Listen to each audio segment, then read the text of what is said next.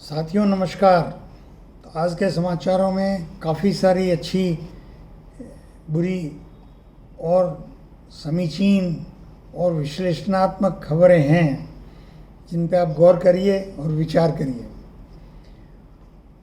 पूर्व वित्त मंत्री पी चिदम्बरम जी ने पंजाब केसरी और इंडियन एक्सप्रेस में एक लेख लिखा है कि वित्त मंत्रालय की संसदीय सलाहकार समिति की बैठक नॉर्थ ब्लॉक में वित्त मंत्री ने बुलाई थी, जिसमें सभी संसद सदस्य जो उस समिति के सदस्य हैं वे अधिकांश उपस्थित थे। वहाँ प्रेजेंटेशन दिया गया, कोई ज़्यादा क्वेश्चन आंसर करने नहीं दिए गए, लेकिन 4 बिंदुओं पर इन सांसदों से टिप्पणी मांगी गई और उस टिप्पणी से उन विषयों से स्पष्ट होता है कि सरकार में खुद की कार्यप्रणाली को लेकर कितनी चिंता है। और मैं उन 4 बिंदुओं को एक एक करके आपके सामने चर्चा करूंगा, आप भी गौर करिएगा।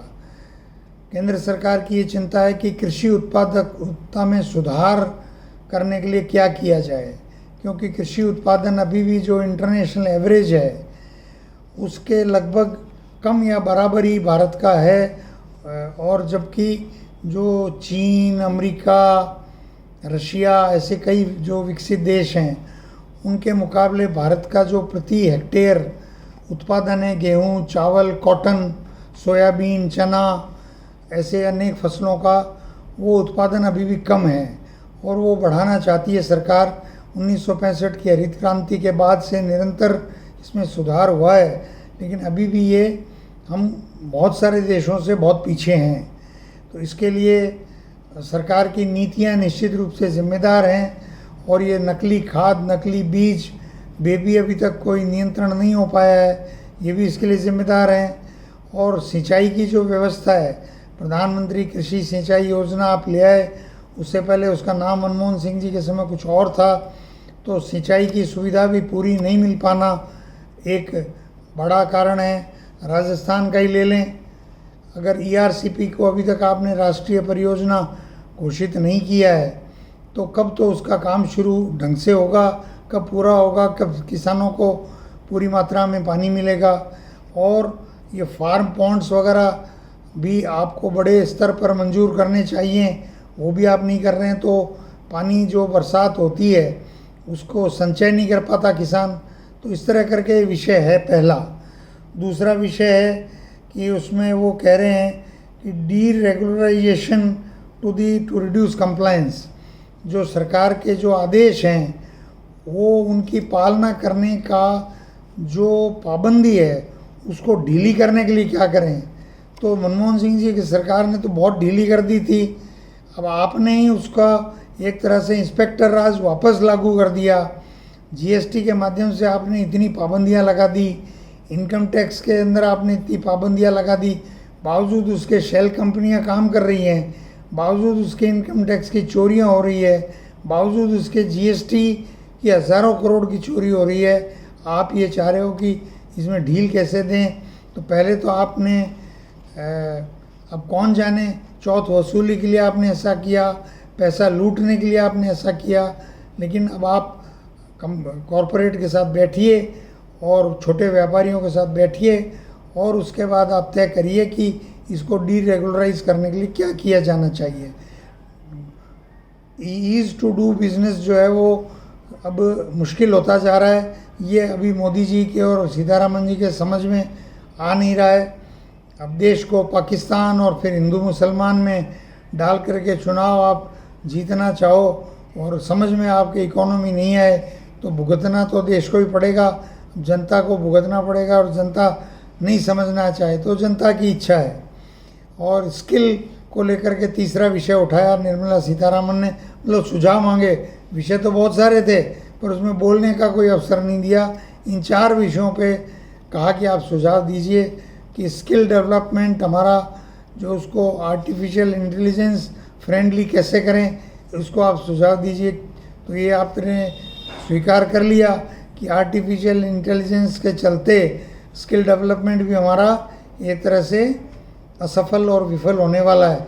वो तो पहले से ही विफल है, क्योंकि उसकी नींव ही आपने भ्रष्टाचार पे डाल दी थी और आपके छोटे भैया भाजपाई कार्यकर्ताओं ने उसमें लूट मचाई, जो आपका वो राजीव प्रताप रूडी को आपने मंत्रिमंडल से भले ही हटा दिया, लेकिन वो जितने पैसे खा गए उसकी कोई सीमा नहीं है।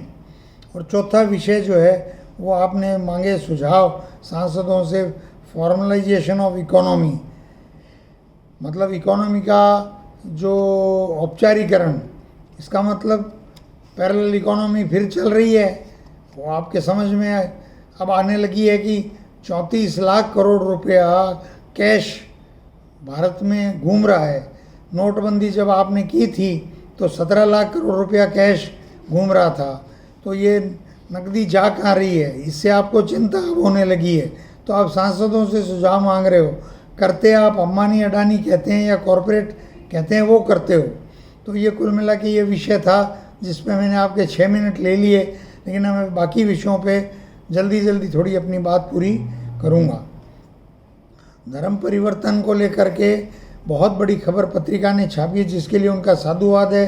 गंगानगर, कोटा, बांसवाड़ा, जयपुर, अलवर, कई ज़िलों में ये इस तरह का 10 ईसाई बनाओ, मासिक तनख्वाह पाओ, ये अभियान चल रहा है ईसाइयों का।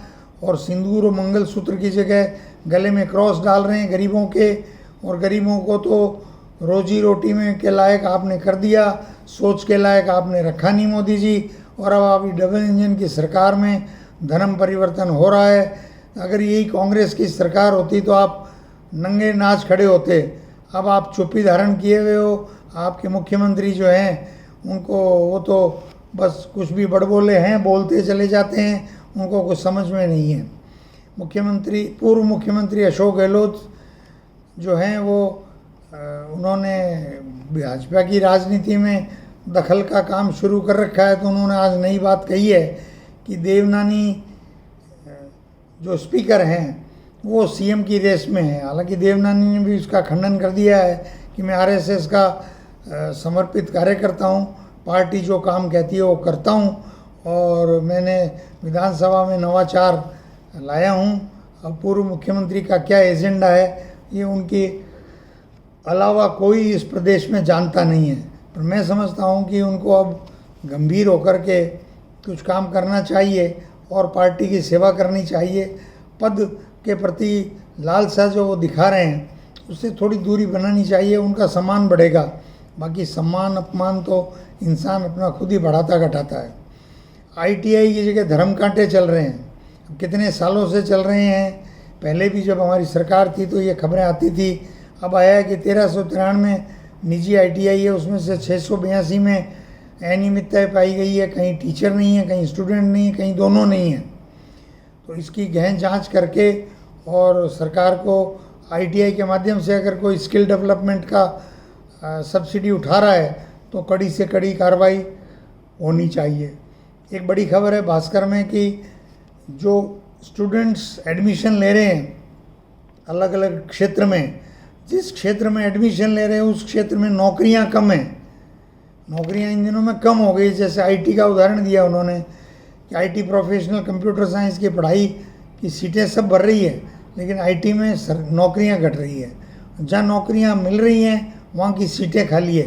तो सरकार को इस पर गंभीरता से, तत्परता से अविलंब कदम उठाने चाहिए और स्टूडेंट्स की ब्रांच चेंज करने का ऑप्शन दे करके उसकी तरफ उनको पुश करना चाहिए। आरजीएचएस का फिर एक ये जो पंचकर्म होता है आयुर्वेद का, आयुष विभाग का, उसके अंदर आरजीएचएस में भ्रष्ट पंचकर्म के माध्यम से 70 करोड़ रुपए ये सेंटर्स ने सरकार से क्लेम उठा लिया है। सरकार को मैं तो ये कहूँगा कि जितने भी लोग आरजीएचएस में भ्रष्ट कर्म करते हुए पकड़े जा रहे हैं उन सब से रिकवरी होनी चाहिए और उनको जेल की सलाखों के बीच में डालना चाहिए। पीएचडी में ब्लीचिंग पाउडर को लेकर के बहुत बड़ी खबर आई है कि बिसलपुर से पानी तो सारा क्लोरीनेटेड होके आता है, लेकिन वो पंपिंग स्टेशंस तक आते आते उसमें क्लोरीन नगण्य हो जाती है। तो पंपिंग स्टेशन पे जो रिजर्वायर होते हैं उसमें क्लोरीन दोबारा डालनी पड़ती है।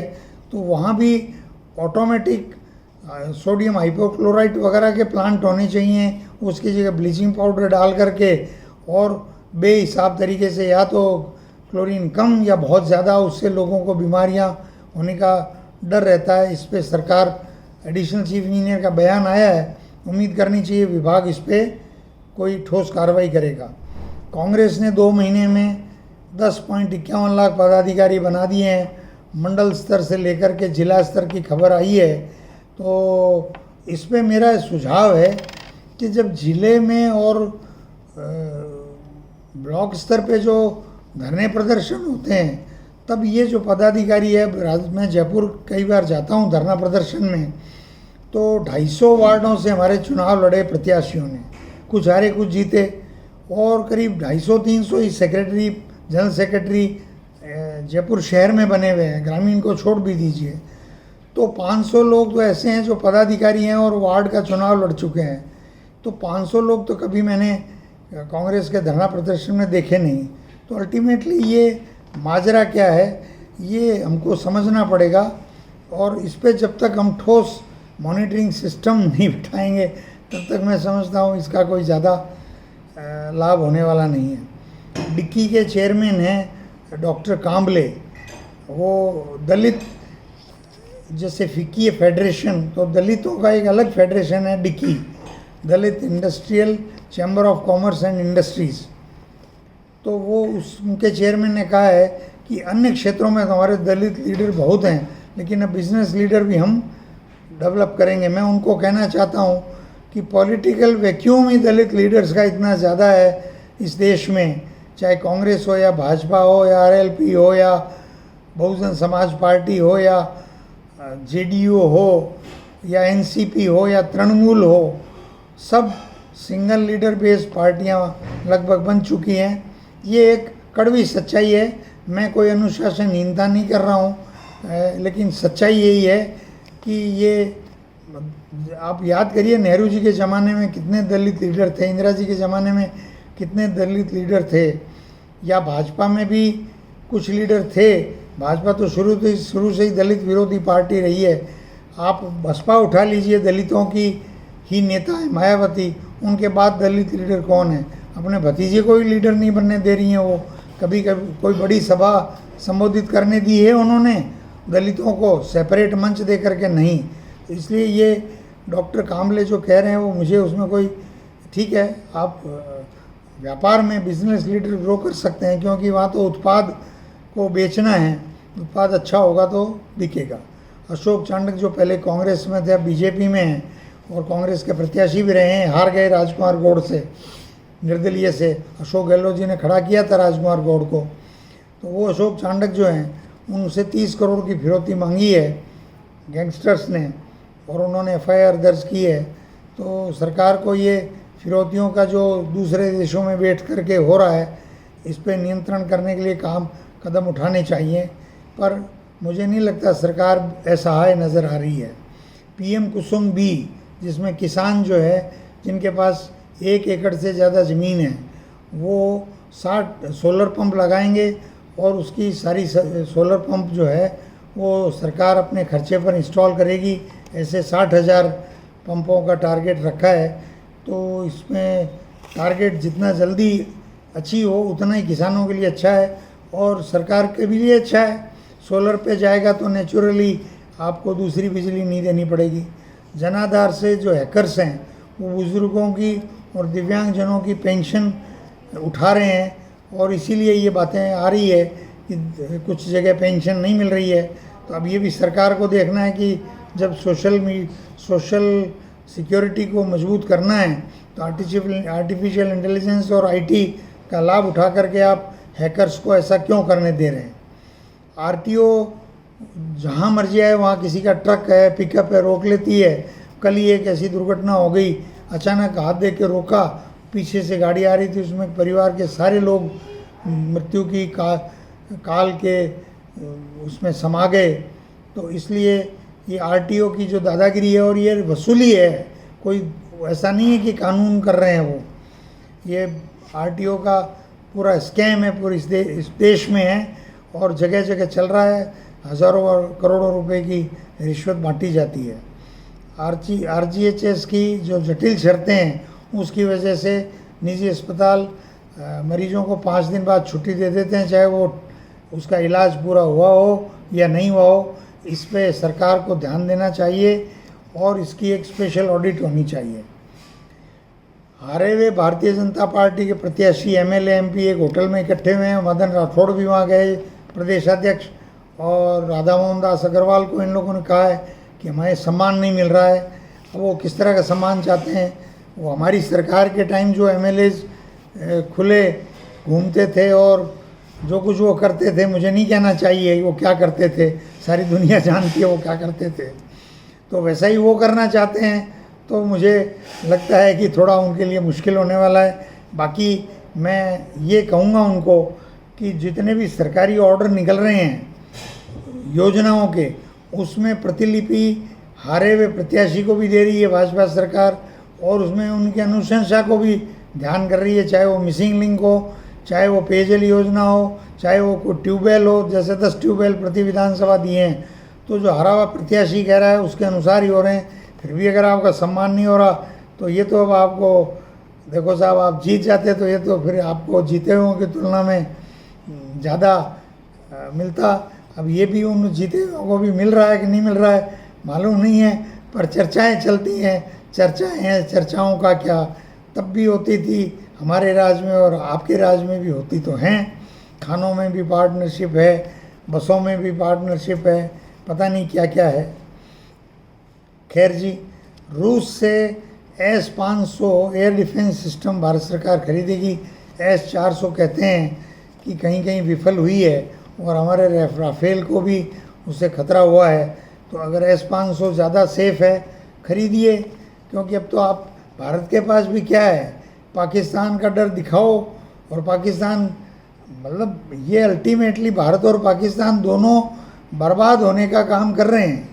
और पाकिस्तान एक ऐसी एंटिटी है जो कि उसको भी समझ नहीं आ रही है कि मैं जो ये आतंकवाद का खेल यहाँ खेल रहा हूँ, ये मेरे लिए भी खतरनाक है, उनके लिए भी। खैबर पख्तूनवा में अभी आतंकी हमला हुआ है, उनके ही देश में एक आतंकी संगठन है, अजीब सा नाम है उसका, उसने जिम्मेदारी ली है। तो ये भारत पाकिस्तान जिस दिन युद्ध से दूर हो जाएंगे और प्रेम से रहने लगेंगे, उस दिन इस विश्व की एक महाशक्ति होंगे दोनों देश। ये दिन कब आएगा ये कहना मुश्किल है। पाकिस्तान ने फिर से आतंकी लॉन्च पैड बनाने शुरू कर दिए हैं। इस बार वो थोड़ा नई तकनीक के और छोटे छोटे लॉन्चिंग पैड बना रहे हैं, ये पत्रिका कह रही है। अब इससे भारत में किस प्रकार का डर दिखाएंगे मोदी जी। ऑपरेशन सिंदूर तो उनका हो गया, अब फेल हुआ, पास हुआ, बिहार चुनाव में किस प्रकार से इसका लाभ लेंगे। अब पाकिस्तान फिर इंडस वाटर ट्रीटी भी हमने रद्द कर दी, स्थगित कर दी, उसके बावजूद पाकिस्तान आतंकियों के लॉन्चिंग पैड बना रहा है, ये खबर आ रही है। तो ये फिर भारत को एक कूटनीति तरीके से देखना तो होगा। भ्रष्टाचार के 38 प्रकरणों का निस्तारण हुआ है, मुख्यमंत्री ने किया है, और कहा है कि 2 बड़े अधिकारियों की पेंशन रोकी है, और नहीं, 2 को सेवा से हटाया है और 9 की पेंशन रोकी है। ये मैं समझता हूँ बहुत बड़ी बात है। ऐसे प्रमाण उनको मिले होंगे अगर, तो ये स्वागत योग्य है, लेकिन ये प्रक्रिया जारी रहनी चाहिए। इसमें सेलेक्टिव नहीं होना चाहिए, चाहे उनका चहेता हो या उनकी सिफारिश कोई भी करे, भ्रष्ट लोगों को बख्शो मत। कन्हैयालाल जिसकी हत्या हो गई थी हमारी सरकार के समय, और एनआईए ने उस केस को ले लिया था, एनआईए ने अभी तक कुछ भी किया नहीं है। तो कन्हैयालाल के बेटों ने प्रण लिया है कि जब तक हत्यारों को फांसी नहीं मिलेगी तब तक वे उनकी अस्थियों का विसर्जन नहीं करेंगे अपने पिता की। तो अब भाजपा के समर्थित वो विधानसभा है, कन्हैयालाल जिस समाज से थे वो समाज भाजपा को वोट देता है, और कांग्रेस ने तो उनको मुआवजा भी दिया, सब दिया, केस को सॉल्व करने की तरफ बढ़ रहे थे, लेकिन अमित शाह जी ने एनआईए को सौंप दिया। एनआईए ने कोई चार्जशीट अभी दाखिल नहीं की है, और सज़ा दिलाने की तो बात दूर, उसमें से एक जो था आरोपी उसको जमानत भी मिल गई है। और आखिर में चीफ जस्टिस ऑफ इंडिया ने एक नागपुर में कहीं एक भाषण दिया है कि मेरे जीवन का जो सबसे अच्छा फैसला जो है अब तक का, क्योंकि वो भी कुछ महीने में रिटायर हो जाएंगे, उन्होंने कहा मैं रिटायर के बाद कोई पद नहीं लूँगा, लेकिन उन्होंने कहा है कि जीवन के अच्छे फैसलों में मेरी ये सलाह मैं सबसे अच्छी मानता हूँ सरकार को कि एससी और एसटी में भी क्रीमी लेयर होनी चाहिए। तो ये तो अब एससी और एसटी को देखना है कि क्रीमी लेयर होनी चाहिए या नहीं होनी चाहिए। चीफ जस्टिस ऑफ इंडिया दलित समाज से आते हैं और वो गरीबी से उठ के यहाँ तक पहुँचे हैं, तो मैं समझता हूँ कि जो गरीब लोग हैं उनको ही अपनी आवाज़ उठानी है या नहीं उठानी है, इस पे फैसला करना है कि क्रीमी लेयर एससी एसटी में होनी चाहिए या नहीं होनी चाहिए। जो दलित जूता बनाता है वो अभी भी जूता ही बना रहा है, उसका कोई बेटा मुझे आईएएस बनता हुआ दिखाने कोई इक्का दुक्का हो सकता है। तो ये एक विषय है जो दलित समाज को ही इसको एड्रेस करना है। मैं तो वैसे भी ब्राह्मण के घर में पैदा हुआ हूँ, अगले जन्म में किस घर में पैदा होऊंगा, अगला जन्म होता है या नहीं होता है, गीता कहती है अगला जन्म होता है, चारवाक कहते हैं कि अगला जन्म नहीं होता। इस देश में चारवाक को भी ऋषि माना है और वेद व्यास को भी ऋषि माना है जिन्होंने गीता लिखी है। इसलिए इस बहस में नहीं पढ़ करके जिसका जो विचार है वो उसकी अभिव्यक्ति करे और अपना विश्लेषण करे और अपने जीवन को खुश रह के जिए, ये सबसे बड़ी इम्पोर्टेंट बात है। धन्यवाद।